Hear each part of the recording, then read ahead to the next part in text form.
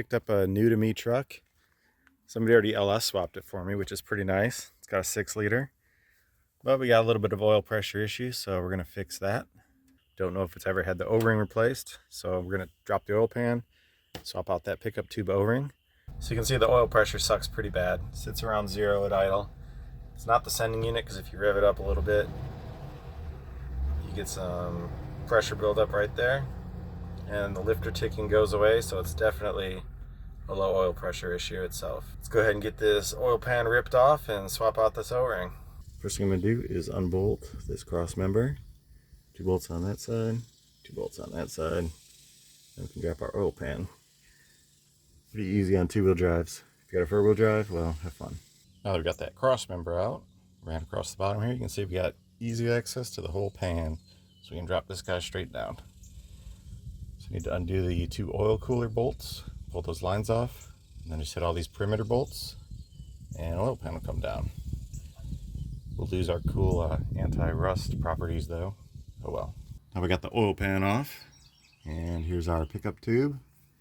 If we follow it up to the front, up in front, that's where the O-ring is. So I need to pull that little 10mm right there. I need to pull this 13mm and that 13mm. And our pickup tube will come right off. Here's our supplies. We got our oil tube pickup O-rings. I always buy like 10 of them, and then I lose 9 of them and use 1 of them. So somewhere I've got like 50 of these. They're cheap. Shipping's more, so I get a bunch.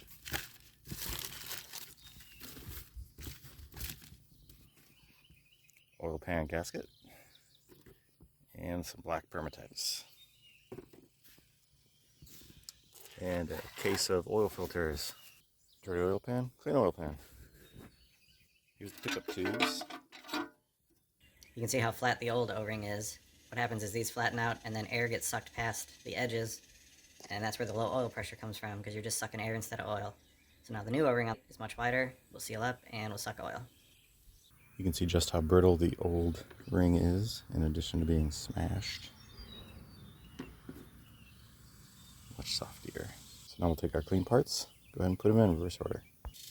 We've got the OEM oil pan gasket still. It's got these 2 little rivets that hold it on. One there, and one up there.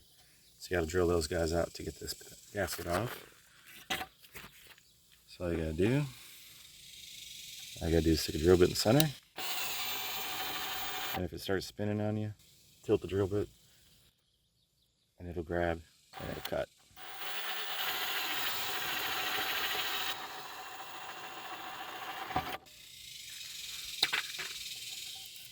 Just like that.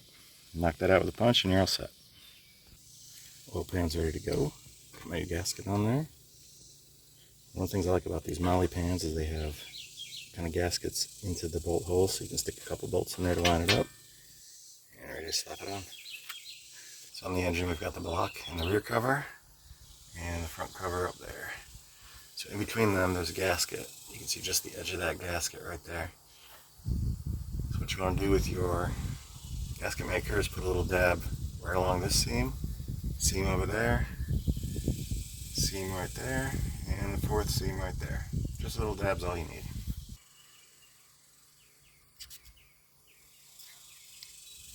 That's about it. Just to fill in that little bit of seam, otherwise you will have an oil leak.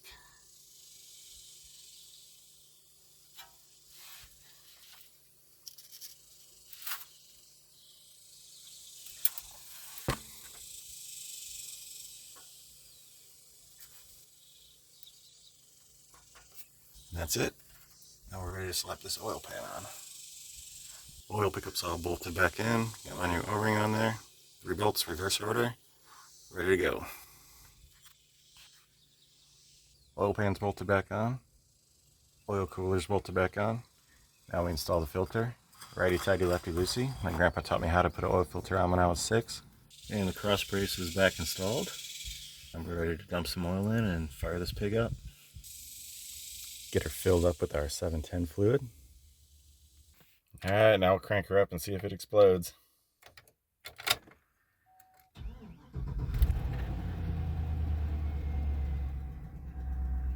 There was our oil pressure. Oh, look at that.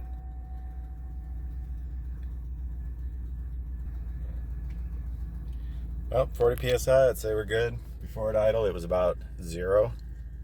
So we're all set. That's it. That's how to fix your low oil pressure and a high mileage LS engine.